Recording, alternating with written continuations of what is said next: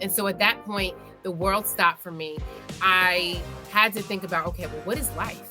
Okay, so my dad's not here anymore. I don't have his guidance. This man that I love, that I thought I was going to get married to, he's gone. And now I'm having to ask myself, who am I apart from these identities, right? Because we always attach our identity to, oh, I'm such and such daughter.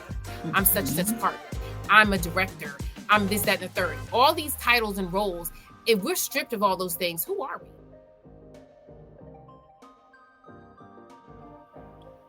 Hello, and welcome to another episode of the Stop Sulking podcast, a safe space for women prioritizing their health, their self-care, and their dreams.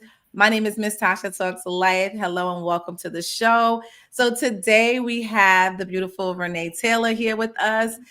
This is going to be an interesting topic. I'm very excited to talk about this. It's something that's dear to me. So Vernae, welcome, and please introduce yourself. Thank you. Thank you for having me. I am so excited to be on this platform with you today. I'm Vernae Taylor. I'm a New Jersey native. I'm now currently in Columbus, Ohio, but I'm an entrepreneur, okay? Best-selling author, definitely entrepreneur, and life coach. And I am a former performing artist where I actually had to pivot after the pandemic. But it propelled me into my purpose. And so I have a passion for students and kids. And I definitely have a passion for women's empowerment. So it's all about giving them the breakthrough map to go from their pain to purpose. I love that. And those that have been rocking with me for a long time, you know that is dear to me, is just how to keep going forward when things are happening, because life be lifing. It's gonna be lifing. It just is what it is. But God still be Godded. So yes, I gotta remember that. I literally had to tell myself this today, because today was the day. And I said, God, you are good. Your mercy endureth forever. I literally had to say that out loud, because in spite of this storm that's going on around me, you are still good. You, thank God, you're unchanging, right? Mm-hmm. Because we are so fickle, we like night, day, I'm feeling it. Maybe I'm not. Some days I feel like a nut. Sometimes I don't. Yeah. But God, He is God. He's still God. Yesterday, today, and forever. And I love that. And I think that if people would, and women specifically, would find that whenever the times get rough, or whenever they feel like they're getting ready to lose it, about to snap on their kids, or they about to snap on their husband, or they about to snap at work, just taking a minute. And I think that takes practice. That takes being intentional, because I wasn't always that girl. Okay. Right. So I love that. So let's talk a little bit about your story. And you said, turning pain into purpose, and everybody has a story. I have a story, you have a story, and the listeners have a story. But I love that, because I think if people knew how to do that, or what that looks like, they would find, because so many people leave here with their purpose still inside of them. Yes. And so talk a little bit about your journey and how you came to this point in your life where you're an author, you're a life coach, and things like that. Yes. Oh my goodness. So as you know, Tasha, as a woman, 30, I don't know who said it was pivotal. I don't know who said we were supposed to have it together and come into our own, honey. I was on top of the world. I was signed to an independent label, a Christian label, working on my first album. I was dating the man of my dreams, right? All throughout my 20s. I thought for sure we're going to get married, right? I'm looking good, feeling good, honey. I was nice and snatched, and, just at the top of the world. And who knew that approaching 30, a month before my birthday, my 30th birthday, my dad would die. Mm-hmm. Okay. So my dad was only 57 years old. And we know how young that is, right? Because now 50 is the new 40, 40 is the new 20, honey. Okay. So 57 is extremely young. And my dad passed with cancer. And I think when he told us, he already knew, right? So everything seemed accelerated at that point, because now he's going in, getting radiation, he's getting chemo. And before we know it, I'm like, okay, we're repairing our relationship. We're having the hard conversations. Gone. Okay. Mm-hmm. And simultaneously, as that was an ending, a hard ending, that relationship that I talked about was ending. In fact, the last time I physically saw that person is when they were playing the organ at my father's memorial. Okay. So 2 big endings. Now I'm completely changed. I had never dealt with grief. I don't even think grief was even in my language. Okay. I don't think we talk about it enough. I didn't know what loss was, right? Until you're inside of it, in the thick of it, you have no idea. Right. And so at that point, the world stopped for me. I had to think about, okay, well, what is life? okay, so my dad's not here anymore. I don't have his guidance. Thank God we reconciled and we had those hard conversations. This man that I love, that I thought I was going to get married to, he's gone. And that was a really abrupt ending, honey. Maybe that'll be another Mm. book. Okay. But that'll be for another day. And now I'm having to ask myself, who am I apart from these identities, right? Because we always attach our identity to, oh, I'm such and such daughter. I'm such and such Mhm. partner. I'm a director. I'm this, that, and the third. All these titles and roles, if we're stripped of all those things, who are we? What do we really want? So life was completely different for me. I ended up not performing for nearly over a year. Mm. It changed me as a person. I was always an extrovert. I was always vivacious, outgoing. And suddenly I shut down. So thankfully, I was able to get out of my contract without penalization. But I always wanted to be a singer. I always wanted to do an album. So I still to this day have not finished my album. But what that propelled me into uncovering some questions, some generational patterns and curses that I could get some answers for in my life, right? And so that's when I ended up doing my first book was 2019. My father passed in 2011. Mm. But in that book, I was already writing that story. I was already starting, you know, journals. I was already starting, a grieving process to get through the healing, right? And Mhm. however Mhm. you may heal. For me, it was writing, it was pouring out in poetry, it was, revisiting times, places that we had went to, things that I would have said to him, right? Letters that I would have wrote to his future Mm. self, right? All those things, I am now asking myself, what do I want? And who am I? And so as I asked those questions, God began to reveal to me that you have a story to tell. Mhm. And you got through some things and you overcame, you came out of that because I realized some toxicity in that relationship. I realized the missing pieces, having daddy issues, right? And from that point on, I ended up asking questions to my family, having those hard questions in conversations. I started therapy. So all Mhm. throughout my 30s, I was in therapy. And I was talking about the codependency. I was talking Mm. about, the low self-worth, the inadequacy that I felt as a result of, my father, what he did or didn't do, what my mom did or didn't do, right? And we realize now when we learn their story that, oh, they were just doing the best they could, right? But now we find as we get older, right, we're unlearning. And Yep. then, like you said earlier, creating new ways of being. We are creating rituals and practices to build ourselves up and really essentially create the person we want to be. So that's when it all started for me. And it's been a long journey. And I always say I'm healed and I'm healing, right? Yes. Because we're ever evolving. Yes. So I that's just to love start it that. off a little bit because I could talk all day, Tasha. No, no. And I'm sitting here just in it. So yeah, no, I mean, condolences to your dad. And Thank you. yeah, Thank because that's never easy. And just being able to get through that, you. right? And using that. So in that transformation and having those questions answer those conversations and having those questions answered, and then getting, because I'm telling you, when it rains it pours, okay? Absolutely. And it's like Absolutely. you have to have the tools, you have to have a mindset, you have to have God and be able to tap into the source in order to get through it. And Yeah. really quick, I remember seeing stuff on the news. I don't watch the news anymore. I haven't watched the news since 2017, but Okay. Thank God seeing for that. things on the news. Yeah, it's like if it's something that's trending or something that's like, I'll research it, but like to have the news just scrolling in my mind and on the TV, no. And so a woman had killed her kids, and I just was like, how you have to be so far connected. And I'm not, I mean, there's mental illness, there's people that's really dealing with stuff, so I'm not talking about that, but I'm just saying, like, so far removed from God, to because we all have thoughts, we Yeah. all have things that, I'm not talking about thoughts of killing my kids, but I'm just saying, like, negative thoughts. Yeah. And if you don't have that resource or that relationship or knowing how to tap in to combat it, to rebuke the devil that you are a Amen. liar. Do you know what I Amen. mean? that's when you succumb to the troubles and the pain and all that other stuff. So Yeah. I said all of that to say, in your journey and processes, was there a pivotal moment, or was there like some, I know you said journaling, but some actual steps? Because I figured I had to reverse it. Like, how did I get here?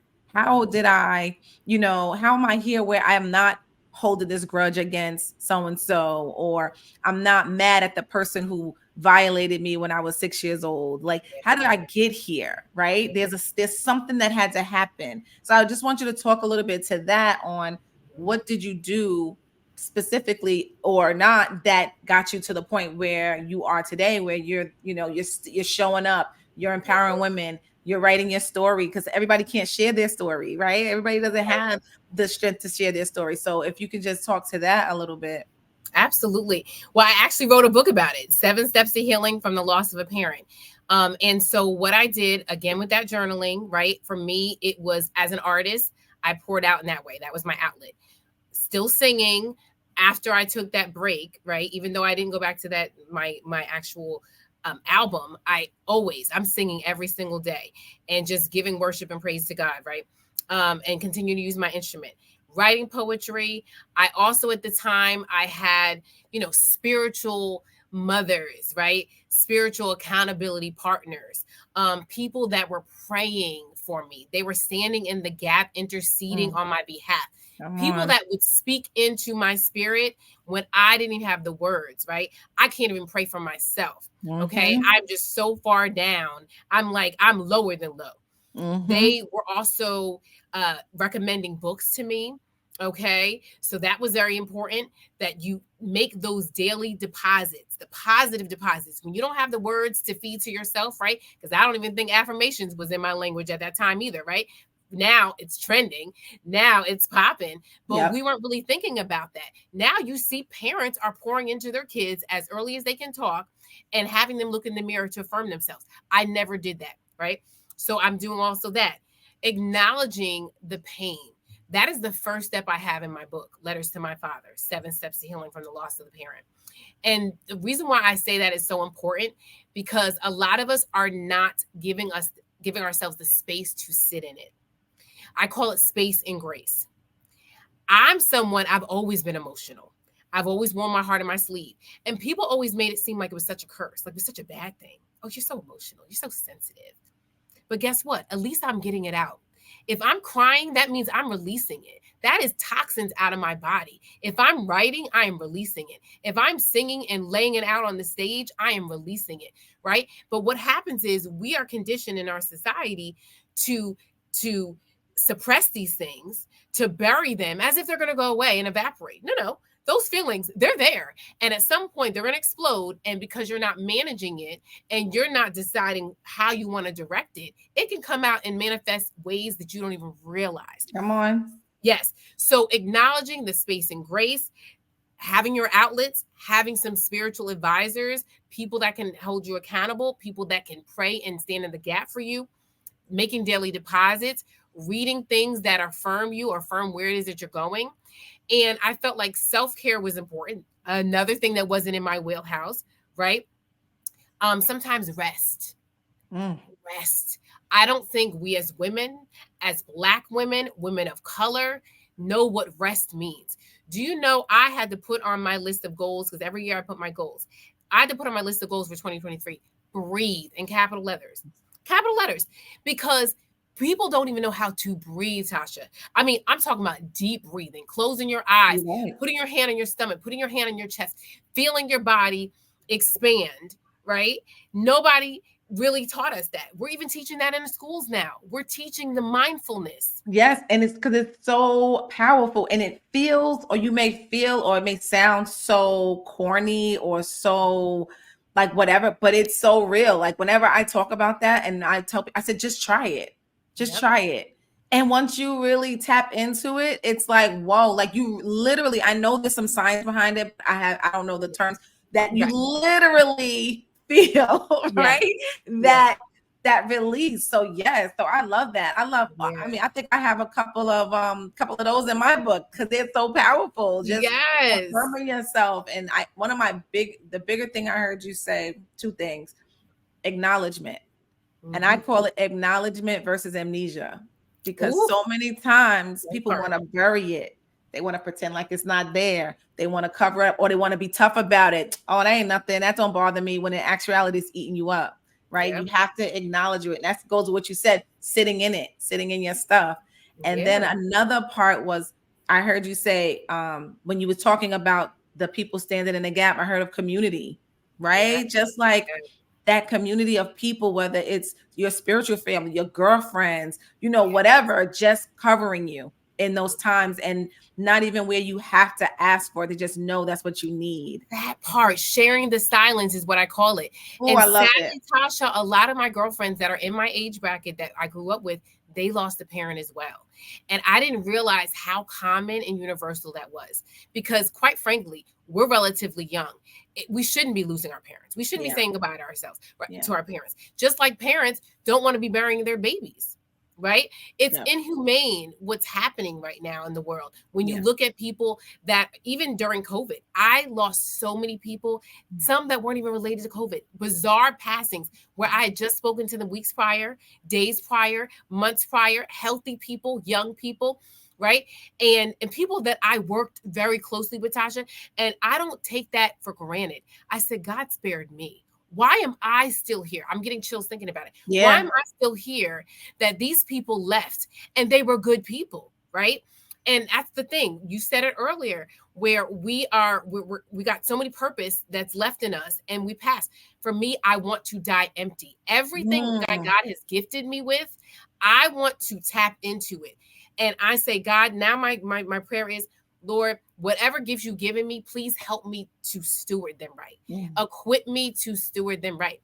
And you may not tap into them all at once, right? Because I think that was always a confusing thing for me. I've always been multi-talented, multifaceted, that I was just doing the most, honey. And I was doing the most before COVID. And guess what COVID did for me? It made me settle down. It made me rest. It made me really examine what was important. When I tell you I was on the road, I was living in my car, nearly falling asleep at the wheel. Now I'm like, if it's more than 15, 20 minutes, I ain't going. Who carpooling? Okay. Who picking me up? Okay. Because I am not driving. And then I'm like, where's the parking? I think this is like, I'm in my 40s now, getting older. So I'm like, I'm sorry, who all gonna be there? And what's the parking like? How long am I gonna walk? Because then I'm like, oh, what kind of shoe wear am I wearing? It's just a lot. But we'll have to have girl talk next time. Oh, for sure. But yeah, I mean, and another thing, and I know you asked about forgiveness, and I do want to speak a little bit to that, because that was important, especially in my healing process with that person that I also had to let go at the same time I let go of my father. Because although my father and I had that hard conversation and we reconciled, and he was able to acknowledge some of the things that went wrong, went wrong in our relationship, and I was able to kind of pour out to him and let him know what was going on, I realized that sometimes it's unfinished business. I actually call it, I think it's unfinished business with your parent that you lost in one of the chapters. And I say that because you don't need that person to apologize. You don't need that person to physically be there or acknowledge the hurt that they might inflict upon you, that they might not even be aware of, for you to forgive, for you to let it go. And there are times where I've written letters to my father. I've written letters to my mom, right? I haven't even given those letters to my mom yet. And my father, clearly he was gone already, right? But something about getting it out, something about surrendering it to God, right? Because he says, come, all you that are heavy laden, come to me and I will give you rest. And so I am putting it there on and laying it at his feet. And if I'm saying, God, take this from me, then I need to really leave it there, right? Another thing that helped me through that healing and forgiveness was being around people that knew my dad, knew parts of him I didn't know, right? I mean, my dad was like a professor. Everybody loves him in the community. He always had little tidbits, nice, cool sayings. He was a cool dude. He loved jazz. He was a bebopper, he was a poet, right? So there was just so many beautiful qualities that unfortunately weren't able to blossom, right? Because he was so young when he passed. Yeah. But I was able to rediscover different parts of my father through the stories and the testimonies of other people that could experience him for much longer than I had him, right? And so that helped with my forgiveness. So those were some of the steps, if people are really looking to heal from something. No, I love that. And to take forgiveness further, it's spoke about heavily in the Bible, many times. Oh, You cannot prosper without forgiveness. And my one of my pillars, if you will, is forgiveness for freedom. Because ooh, again, like you said, it's not for the other person. It doesn't, you don't have to tell that person. Again, that person may not even be around, like, or you just have to do it for yourself. And when you genuinely do it, and I reference how, like, okay, people that would say, I forgive, but I won't forget. Right. And I'm that like, just part. imagine if Jesus said that to you. Child, I'm like, Lord, please forget. Please erase it. Erase it. Please He throws black it it in the out. sea of forgetfulness, and you Yes. sit here talking Oh about my you not God. gonna forget. But so have you really forgiven Right. somebody? Right. So Right. I think, and it's not easy. I told my partner, I said, forgiveness is a choice. Yes. You have to choose to forgive, and you have to genuinely let it go. And it's not easy, but it takes work, but it's worth it, because you cannot be blessed without forgiveness. Facts. Facts. And Yeah, that's so Bible. yeah, Yes. and exactly, and people don't understand that it's there. And I'm Yes. like, listen, Yes. I want to be right, and I want to be forgiven by the Most High. So guess Yeah. what? Hey, I want to invite you to a 30-day self-love challenge. So as we enter into the Lovers Month, I thought about a good way for us to nurture ourselves physically, mentally, emotionally, and spiritually by tapping into our self-love. So what that means is every single day, you're going to get a prompt, a task from me that you're to complete that's going to tap into those different areas of your well-being. And the reason why I think this is important is because we so often prioritize our families, our jobs, our careers, everything before ourselves, and then we feel tired or we feel burnt out, and we're not able to show up as our greatest and our best selves. So with this challenge, you're being intentional about your self-love. You're being intentional about putting yourself first so that you can be a better mom, friend, wife, daughter, and all of those things. So if this is something that you are interested in, something that's tugging you, like, I need to see what this is about, I want you to email me self-love to coach@tashatalkslife.com. This link will also be in the show notes, but email me self-love to coach@tashatalkslife.com. I am telling you, after this, I guarantee you're going to feel revived, revigorated, and all of that. So I cannot wait to meet you in the group, and I cannot wait. Oh, and at the end of the 30 days, we will celebrate with a virtual party. We're going to celebrate the journey. We're going to celebrate being intentional. We're going to celebrate doing the things that make us feel good. So I hope to see you inside. Now let's get back to that. And then there's a freedom that you feel when you let that Absolutely. go. So Absolutely. Absolutely. When I tell you the weight, I know for me as a woman, I manifest and manifest my stress in my body. So when my dad passed, I broke out in hives. I mean, I my weight went up. I wasn't sleeping at all. I just had this, I was holding this anger, and I was holding this darkness. It was like this dark cloud that was hanging over me. I wasn't even allowing myself to live. And I always say, even in my book Breakthrough that I did in 2019, where I kind of gave a glimpse to my life, and that was like the precursor to everything, I talked about how, of course, through therapy, because come on, somebody, you need to get some help. Because I think a lot of times people don't want to get help and ask for help and really receive it. And that is something we've got to break free of. But back to what I was saying, that dark cloud, I had to let it go. I had to give myself the freedom to live, to truly live. And so I say that with those deaths and those losses, because I meant to I neglected to say that after my dad passed, that same year, I lost my pastor. And then shortly thereafter, I lost my mentor, who was my pastor's daughter. Oh, wow. So They say things happen in threes. So I had a lot of grief and loss. It was compounded for the first time in my life, approaching 30, right? So now I consider that a rebirth. I Mm. don't feel like life really began for Vernae Taylor Mm. until 30.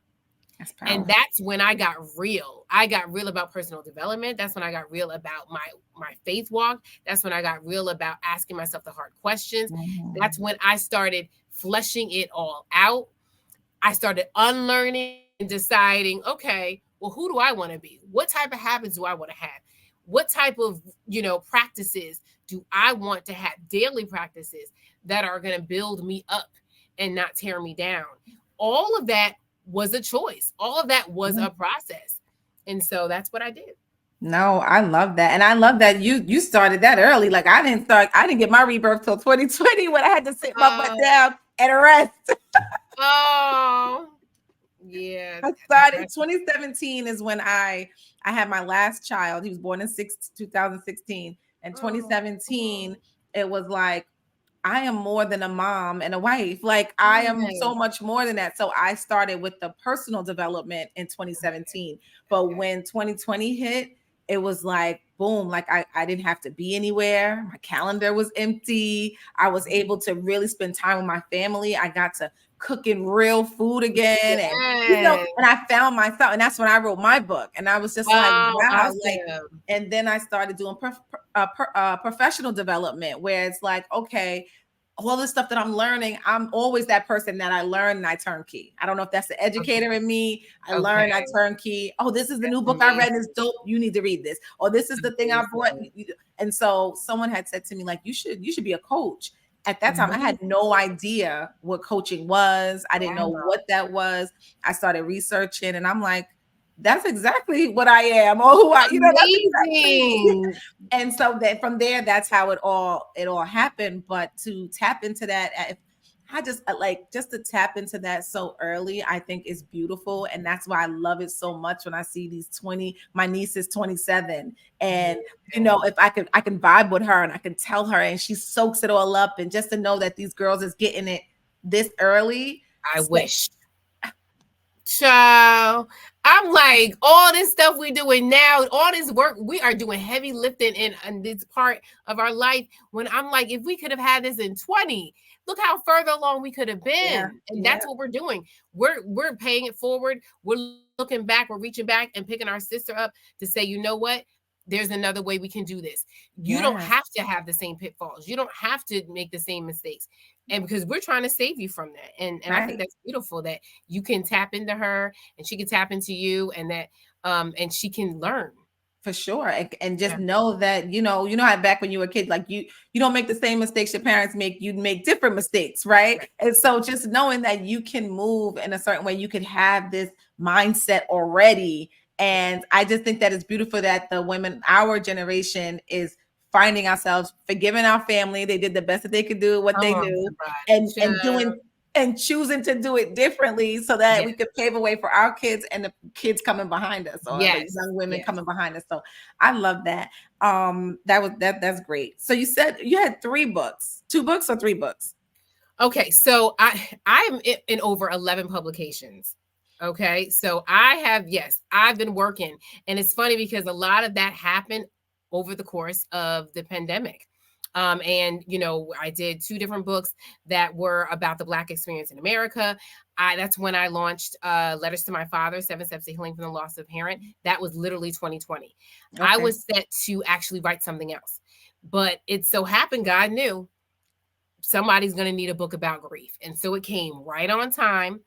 And where I took my old spiral notebook that I called Letters to My Father, that I still have to this day, it's frayed, that I used to start through my grieving process. And then I repositioned it and repurposed it as a guide for people that were going through grief I and loss. love that. Yeah, I mean, I have books about, overcoming adversity and challenges and patterns, women empowerment, audiobooks, and but Breakthrough and Letters to My Father are 2 of, I would say, my most pivotal books and most important and like near to my heart, because Breakthrough was a collaboration book that really catapulted me into entrepreneurship. And that was with Les Brown, Johnny Wimbry, and other authors across the country. But it gave people a glimpse into my life and what I came from. And I didn't know it, Tasha, but see, God knew, because I ended up being the final author that was chosen to be in that book. And I ended the book and I said, I'm still breaking through. It was almost like a ... to be continued. And that's exactly what it is, because not only did I deal with the grief of my father, but in 2021, I dealt with the greatest grief I will ever know, losing my grandmother. And my grandmother, my paternal grandmother, right, that raised us, she was the person that, I mean, she was everything to me. And later on in her life, I decided to move back in and help her out. And so we were like roommates, your best friends. We were woman to woman having those, the woman conversations, things that she couldn't tell me when I was little, when she was woman. But now we're realizing this new and improved relationship. And then I'm watching her pass. But I realized that God was preparing me, as I was the last one with my father, seeing him alive and holding his hand, right? And saying goodbye to him, to then be with my grandmother and holding her hand when she took her last breath. But I was far prepared for it. And that's what brought me to Ohio, where I said, all right, I need to properly grieve. And I knew what that process was going to look like. I knew, because she was such a pillar in the community, that there was just no way I was going to be able to walk out of my house and not be bombarded with, oh my gosh, everything about her, and people thinking that they're helping and not really helping. And that's something else that I talk about in grief, as far as the things to say and the triggers for people that are grieving. But just breaking through that. And I realized every stage I'm breaking through. And that's what I do with my life coaching, right? Giving people the breakthrough map, that there is no challenge that you can't overcome, right? There is nothing that you can't do, that you're limitless, and that you just have to give yourself permission to truly live. And that's kind of what I had to do. Like, okay, this is gone. This person's gone. This is dead. This is a new season. But my God, I'm still here with breath in my body. How dare I let my father's passing go in vain? How dare I have him 57 years old with dreams deferred, essentially, and not be fully realized through my body, through my life, through my gifts, through all of the opportunities that my father didn't have, going to college, right? Getting our bachelor's degree, having the life of luxury, right? Having a community. I didn't even know what my father's faith system was, his belief system, right? My grandmother, I learned that from other people in my family. And I even had to have my pastor on the line with him when he was still breathing, he was still cognizant, even though his eyes weren't open, and have her do the confession of faith. I believe that my God, that my father, I will meet him up in heaven. And same with my grandmother. And all of those things, it came full circle. But I realized everything I go through, sometimes it's not for me, it's for someone else, right? I had heard Donnie McClurkin say to me when I met him, the anointing is not for me, it's for someone else. So we go through these things, and when we make it on over, it's for someone else, that we can tell them, listen, this is how I made it over. You can do this. I'm here for you. You can lean on me, right? And that's what it's all about. No, for sure. I absolutely love that. And when I hear you speak, the resiliency that it takes, right? And the choice, that part right there, like I have so much, like, and that's what God wants for you. He wants for us to still live and share his goodness, and know that just that was, like you said, it's something, it wasn't for me. It's something that I have to pay forward. I have to show, I have to share, I have to tell my story. That's why it's so important to share your story. And so many people become either ashamed or shy, or they don't want to talk about it because they want to pretend like everything's all good when it's not. And so I absolutely love that. First of all, I feel that I could talk to you forever. Yes, of course. And that's what I'm saying. I always felt that even on our other calls. And I'm like, why am I not connected to this woman? Like, who is she? I'm like, I always see your little cute picture, your little cute avatar, even though not everybody's on camera. But I'm like, I need to reach out to her because she's somebody. And I'm glad I did. And then I started to follow you. And I'm like, oh, she got a whole podcast. She got a whole book.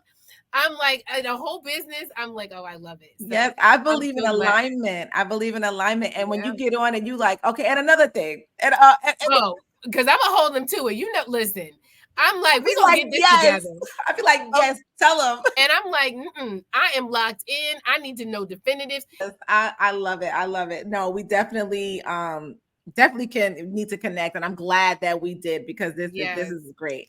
And so I mean, again, we could talk forever, but I want to make a quick pivot or transition into a game. Let's lighten it up a little bit. This was so good, Renee, really. Yes. The game is called This or That. Ooh, Okay. I like this. Okay. And so I'm going to name two things and you'll say whichever one you prefer over the other. Okay. Okay. All right. Okay. So the first one, heels or flats? Whew, child, it used to be heels and now it's flats. All day. Wine or cocktails? Neither. I'm not a drinker. So it would have to be a mocktail. Mocktail. Beach or ski resort? Ooh, beach. I love the warmth. Lazy river or roller coaster? Ooh, child, lazy river. I'm not. I don't even know what a lazy river is, but I know the roller coasters that I've been on, they were like nightmares. So lazy river is like at the water park where you got the little tube and it goes around real slow. I'll do that one. Yeah. Where if you fall out the tube, you can stand up. The water's like up to your waist. Yep, and I'll have my life jacket on too. Yes. Hilarious. Okay. Panties or thong? Panties, honey. These thongs, listen, I'm like, it must have been a man that invented undergarments, period. I want to throw away the bras, throw away the panties. I am over it. You hear me? It doesn't make sense. I'm like, these aren't even comfortable. This ain't cute. It's not healthy. They're not making cotton no more. Don't get me started on women's health, okay? Throw it all away. I would burn it if I could. That's probably TMI.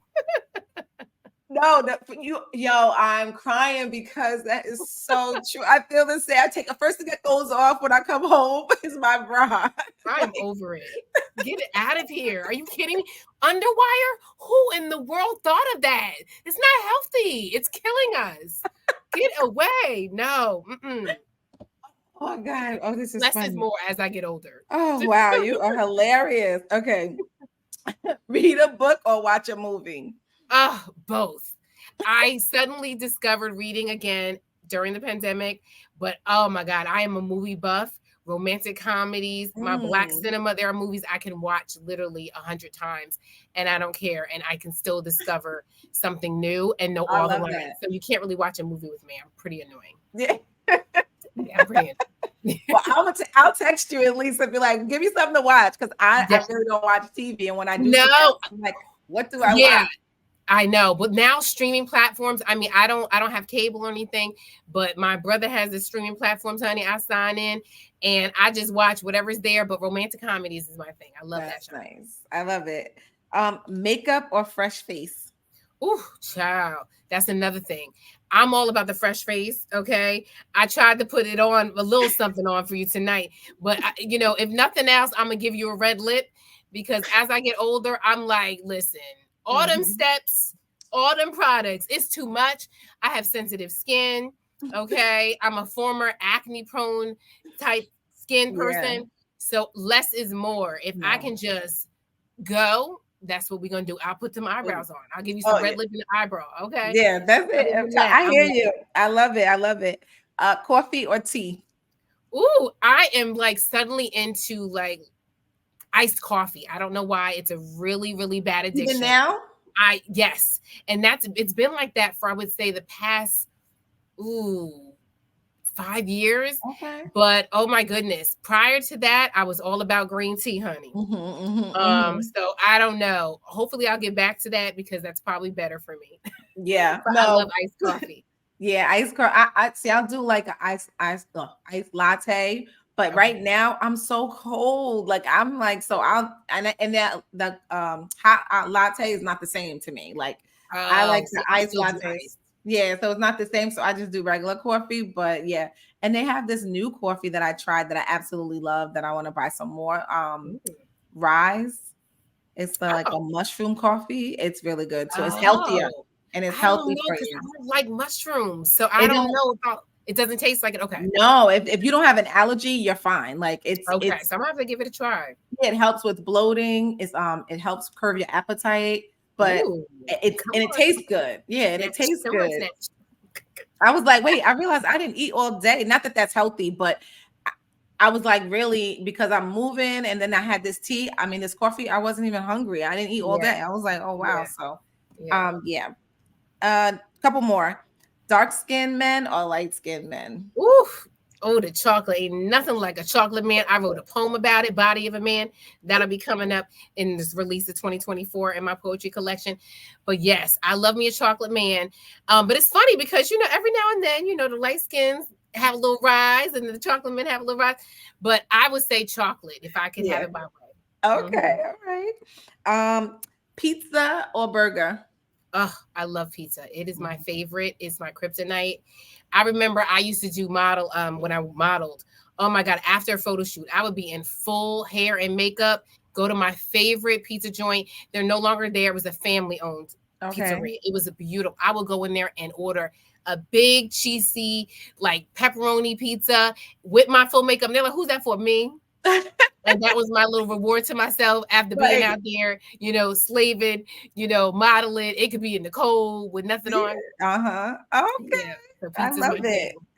Skirt or pants?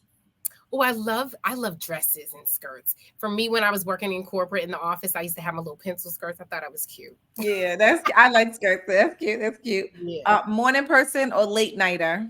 Oh my God, I am such a morning person. And people have to tell me, ain't nobody up at this time. Stop texting me. So now you know what I do? I just draft all my correspondence, right? And then I schedule it out because I'm up at 5. My mind is already going, right? And they're like, what are you doing? It's so funny. My brother says, no, I'm gonna need some coffee before Right. I deal with you. Don't text me, call me before 10 a.m. because he's a late person. And I'm like, I'm going to bed and winding down at 8 p.m. Right. Yeah.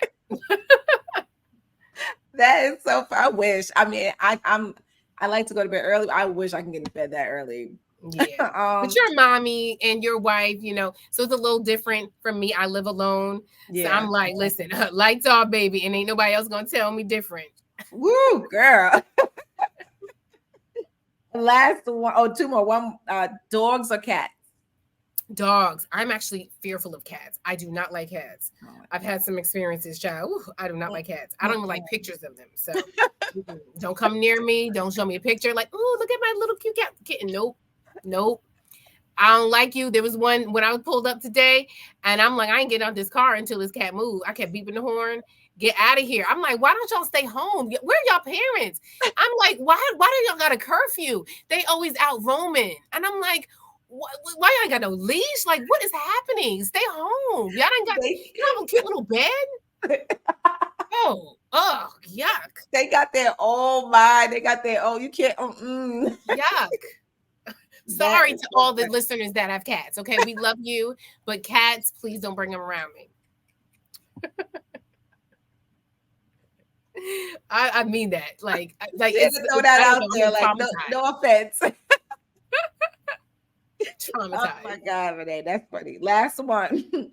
Chef. This is 3 parts. Okay. Chef, housekeeper, or chauffeur. Who? All 3, honey. Okay. I'm telling you right now, when I make it big, I said the first thing that's going is driving. I already see it. I already visualize it. I'm going to be in a blacked out Escalade with the partition. I'm going to be in the back with my blacked out shades, checking my email. Okay. Girl, you're the only person that has said the same thing that I said. I ain't got time. Oh my good. I just want to pull up. I mean, I just want to, they pull up and I just get in. I got my coffee or my cocktail, whatever. Yep. And I'm in. Yep. And it's so funny. I told my mother, she was like, I believe it, little one. I believe it. And I'll be in there in the back seat with you. And I said, okay. And then the next one I think would be housekeeper, because I'm like, I need that now. I'm like, I need to hire a maid. Even if she come like once a month, Seriously. That might be good for me. Just do me a deep cleaning and then, get me started. Yeah. And then the third thing would be a chef. I have tried meal prep. So, but a chef would be nice. Okay. Mm-hmm. A chef would be nice, but I'm not much of a cooker. And so I'm real simple with my meals. Mm-hmm. I do something that I can mix around and repurpose it, 3-4 times. And then it's pizza Friday for the weekend. Okay. Right. I ain't got time to be cooking. I know that's right. No, but you are literally, I've played this game many times, and you're the first person that said chauffeur first. Like, I like, because that is my number one. People like, really? Yes, I do not want to drive anywhere. Yeah, it's crazy out here in these streets. Okay, y'all be careful. Okay, be careful. That was so much fun. Thank you so much. That was fun. So, Renee, I want you to tell everybody where they can find you. What do you have coming up? What do you have going on? I know you said something about your poetry. So just tell us a little bit more about where we can connect with you. Yes, I need you guys to go to info@VernaeTaylor.com. Okay. Email me, go to Linktree / Vernae Taylor so that you can get on my email list, because I have a collaboration, Pain, Peace, and Purpose, coming out with some big names. It's going to be amazing. It's something you've never heard before. I also have right after that, that's going to be pre-launching January 8th. So mark your calendars for that. Shortly thereafter, I have my very first 3-part poetry collection, Life, Love, and Loss poetry collection. I'm super excited about that, as this has been something that has been birthed in me since 2016, finally coming to fruition. We've got a TV documentary coming out. And then later on in the year, we also have the Bali retreat. So you definitely want to get on my email list, because you don't want to miss any of these things. You don't want to miss any of the bonuses and some of the things that we're going to be giving away. But 2024 is about to be epic. Okay. Oh my girl, I tap in and agree on that, on that, on that. So, like you said, I truly, truly believe that 2024 is up and up for the sisters, for the ladies, for the gals. It's just an energy that I feel. 2023, my phrase, I always have a phrase for the year, was action equals abundance in 2023. Ooh, come on, abundance. I love that. That's one of my words. Yes. And then now for 2024 is operating in expectance. Okay. Okay. Come on, expectancy. Walking in it and expecting God to move on my behalf. And that's what he wants from us. So please connect with Renee Taylor. As you can see, she's a whole vibe.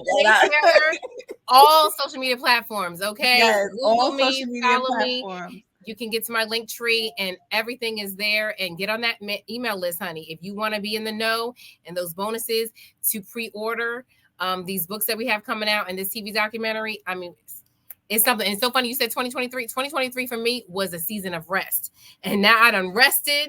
God has prepared me. He has equipped me. He has nurtured these gifts. And now blast off.